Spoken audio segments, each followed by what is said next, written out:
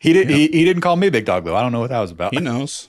He knows you can't run with the pack. I got a chief, which I feel like is a downgrade. It's It not. is. I would Yeah. take big dog over chief. Oh, You all really want to day. be in the like boss to big dog spectrum.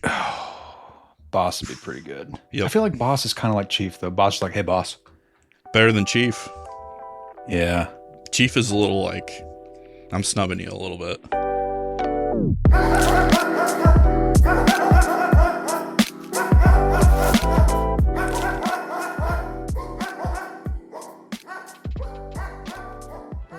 Hey Cody, what's up? Not a whole lot, Isaac. How are you doing today? Cody, I'm phenomenal. Hey, your brewery's name is one of the most important things you own. Yes or yes? I don't own a brewery. However, you have my attention. Proceed. Now, Cody, ideally, your brewery's name that you do own would hint at what you offer, what you stand for, why you're different, and why someone should care enough about all of those things to buy your beer over someone else's. Most importantly, your name should help you tell your story and grow your business. But what if it doesn't? All right. I'm hooked. You've got me. Hell yeah. All right. Well, today we're going to be discussing esoteric names. You take it from here. I'm going to drink some coffee. Sure. This is a pain point that's come up several times over the years. Several's probably selling it short, but A whole lot. Yeah, regularly, actually. that goes like the following. Our name is tied to a hyper local thing, a town or state, a landmark, a river, some sort of building, interesting historic story or figure, and it plays really well locally, but it means nothing to anyone outside of our town. And while wanton expansion is not the clear path to growth that it once was, or that we thought it once was, there's still some merit for targeted expansion to some new markets, a few additional markets if you see the opportunity. I like wanton a lot. Did you say wanton? Wanton? Yes. That's good. Thank Man. you. That's not a Yes. wonton. That's different, though. Yeah. I believe they're different. So for today's episode, this is going to be a quickie, a fun one. We're going we're going to explore a few ways that you can make your name more compelling, more graspable to people further afield in case you are dealing with this issue. And I suspect you might be. Possibly. We see it a lot in our work. So the first point on our outline here is about as blunt a tool as you can get. Cody, you just changed your name, right? Pretty easy. Yep. Episode's done. If you would like to learn more about us. No, it is just that easy. You can always change your name. That's a kind of a break glass in case of emergency. Yeah, don't do play. that. Yeah. Case in point, we've only made this recommendation 2 or 3 times out of the 55 or 60 brewery rebrands with which we've been involved. We should probably clarify too, actual brewery brand. So your parent brand name, we're less precious when it comes to swapping out beer names. Correct. Yeah. We probably should have said that at the top. Right. So we're talking about the parent brand name of your brewery itself. So It's a big, big change. Yeah. You don't want to be light with that. whenever we're working with an established brewery, whether we're helping to launch an extension or working on a rebrand, we have to be mindful of brand equity. So what are the key messaging and visual signifiers that if they're lost, if they're changed, this would confuse your existing fans, could actually hurt your business. And your name is one of the most critical pieces of that puzzle. Unless your name is posing an immediate or existential threat to your business, or unless there's no clear path forward toward overcoming its shortcomings, then it's almost always better to build around it. So via a sub-brand or some other strategy than to jettison the name, change it entirely. And a quick caveat here, if you're purchasing a brewery and you really don't care about any of the IP or equity, you don't really think there's a lot of value there, you just don't have any personal connection to it, in that case, feel free to break out the whiteboard, start brainstorming, change that name, change those names. Be careful though, because customers might like those names. So make sure you have a good handle on that. We recorded an episode a while back on how to handle your brewery's brand post-acquisition, right? So we talked about this a little bit. I think that's related here. Yeah. Yep. Especially when it comes to rebranding. So we will link that in the show notes. Okay. What are we talking about next here? We will link that in the show notes. You said via again, which is upsetting to me. Our next point is that your brand identity itself can do a lot of heavy lifting here. Via con Dios. It's via. Why would you? An esoteric name can be really challenging. but you can mitigate this through identity design. So whether through your core logo or a series of cool supporting marks, your brand identity system can bridge this gap, tell your story much more compellingly than just the name alone by itself in a vacuum. Your logo isn't everything, but do not underestimate the power of a killer mark to help smooth some of these rough corners. Okay, I'm trying to think of the timing here. This is a problem with recording, like doing the podcast and the newsletter and then case studies and everything. By the time this comes out, we will have a case study out on our work with Ordoc, Cody, up in Marquette, Michigan. That's probably a really good example here, right? Where their name ties to a very esoteric, industrial, Ordoc. I don't know if that people understand what that is, but doesn't mean a ton to someone down in Alabama, but if you're up there in the UP, doesn't mean much to people up in the UP, even unless they're in that town. But right. So through their identity design, we didn't recommend changing their name, but they wanted to expand beyond Marquette. So we created an identity system that kind of downplayed. They have a version of it that has the doc in it, and then we downplayed it more for like Gen Pop beyond Marquette. It's a really interesting solution. We'll link to that in the show notes too. Again, I'm trying to think of the timing. That should be out by the time this publishes. But anyway, our next point is that your beer names, similarly, can be an opportunity to speak more broadly than your parent brand. Why don't you address this one? Okay. Yeah, I mean, pretty straightforward. If you're dealing with a really localized esoteric name at the parent brand level with a simple packaging hierarchy shift, you can retool your storytelling and marketing to focus more on the beer name. So, you from a hierarchy standpoint, play up the fanciful name more so than your brewery's parent brand. So again, pretty straightforward. You don't have to build a formal sub-brand to achieve this either.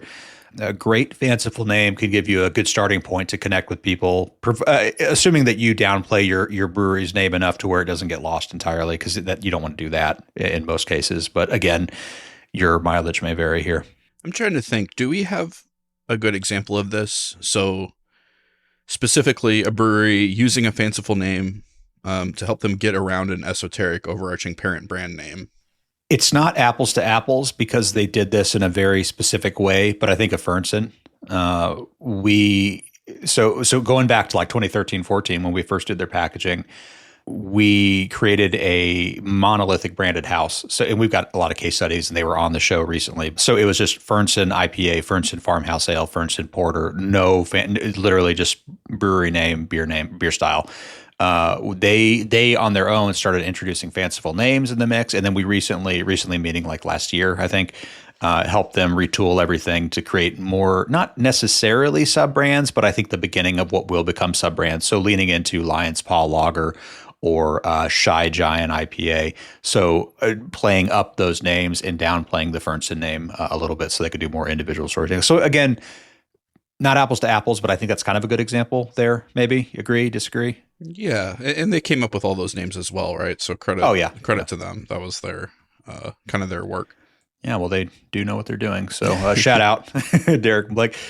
Next point is point 4, and you could create sub or endorse brands as an envoy into other markets. This one's kind of related to the last point, and stepped up a little bit, but yeah. Frankly, it's a more costly path, but if you're dealing with a name that cannot travel, people in other markets, it just doesn't resonate, and you want to expand into other markets, you can create a sub or endorse brand or just a completely new standalone brand if you want to go through all that, expressly for the purpose of traveling. So this is an interesting sub brand use case, and we've seen this several times over the last few years. So this is something that can be a great strategy for breweries that are named after a specific town, state, landmark, Maine Beer Company, Tampa Bay Brewing, whatever the name is. 100 of them around the country. Yeah. So a key part, hundreds. You say hundreds. You said hundreds. You via hundreds. Via hundreds of. People are tuning out. Let's finish this. So this was a key part of our brief. I'm tuning out. When helping Virginia Beer Company launch the cold drinking beer brand. Good example. Virginia Beer Company wanted to expand into a few neighboring states with a light beer brand, but they were worried that their name wouldn't travel well. And we agree. Why would someone in South Carolina, which has one of the best brewery scenes in the world, why would they care about the Virginia Beer Companies? So this opened up a fun opportunity to create an entirely new brand from the ground up. I miss anything there? Only thing to add is that I am not drinking a lager, like an Illinois branded lager. So I'm certainly not drinking an Ohio. Ohio, lager. yeah. I like Ohio, but it's a big Illinois. Thumbs down. Sorry, Ohio. I'm a fan of Kentucky too. You don't like Ohio? Not really. I think like 9 clients we have over there. Yeah. Like what the heck? Okay. Indiana, the bastion of the West. Yeah. Get off my high horse, my Hoosier high horse here. We recorded a great conversation with Virginia Beer Co. on that project a while back. We'll link to that in the show notes as well. Listen to the podcast. You probably like that if you're listening to this now. And yeah, that's a great use case, building a sub-brand specifically to travel. So, I know this has been a quickie, but let's just wrap it up. Corey, please take us home. Isaiah, I would be very happy to do that. No, you can't say my name wrong. That's my move. Okay, I'm sorry. I'm really sorry. Come on, Corey. I'll put it bluntly. You cannot have it both ways. Oh, I think the reality here is blunt. that this is just a tough spot to be. If you have an esoteric, hyper-local name, you're not really going to be able to have that resonate further away the same way a more intuitive, broader appeal name would be able to. The ideas we've discussed here can help you work around it, but ultimately, issue will still be there. So in addition to some of the suggestions we've talked through, I'd like you to consider whether you've actually hit the ceiling in your local market. Have you captured every single account you can? Are you in every person's fridge? Are you in every venue where you would be a good fit?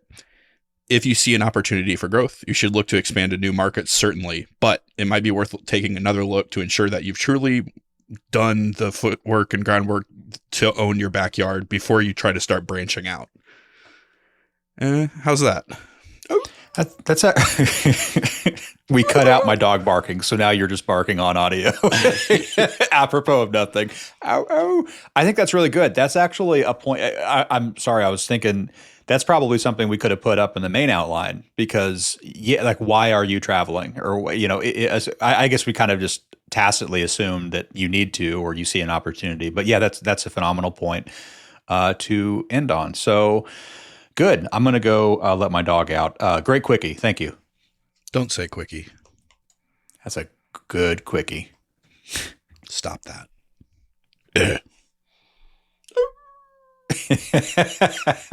Ow, ow. Big dog. I heard. So I was in a gas. I rarely go into gas stations. I had to go into one the other day. And the clerk was calling every single person that came up to the counter "big dog." It made me very happy. Good. He didn't call me big dog though. I don't know what that was about. He knows you can't run with the pack. I got a chief, which I feel like is a downgrade. It is. I would take big dog over chief. Oh, you really want to be in the boss to big dog spectrum. Boss would be pretty good. Yep. I feel like boss is kind of like chief though. Boss is like, hey boss. Better than chief. Yeah. Chief is a little I'm snubbing you a little bit. Yeah, we need a pantheon. Big dog is certainly up top. Yeah. King might be I told you a while back. My neighbor, I was putting my kid. This is a while back, meaning like kids in car seats. But I was putting a kid in a car seat and wrestling with it. And my teenage neighbor, he came out of the neighbor's house and said, "Hey, morning, King." And it's like the funniest goddamn thing I've heard. That'll do it. So they'll have you riding high.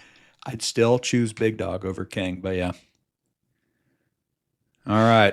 We used to go to the drugstore. We were in our apartment in Broadrupple, and we go to the drugstore, and there was one guy that would always call my dad "Big Man." Big man. He'd always go, "Hey, big man." Your dad is not. You're bigger than your dad. Yeah, it's weird. I don't know. He did it though. That's what he was in. That's what he did. Your dad's not a little man. He's not. No, he's man. not by any means. But Paul Bunyan figure. You're not like me, towering over everyone around him. I'm not saying it's right. I'm just telling you what happened. All right, Chief. Good talk. Later. Later. Thanks for listening to Beer Branding Trends. If you like what we're doing here, if you find this valuable, please rate and review us over on iTunes. And head over to beerbrandingtrends.com to join more than 5,000 subscribers who receive our monthly email newsletter covering strategy, currents, and actionable advice from Kodo Design, a branding firm on the front lines of beer and beverage branding. Take care. We'll catch back up with you soon.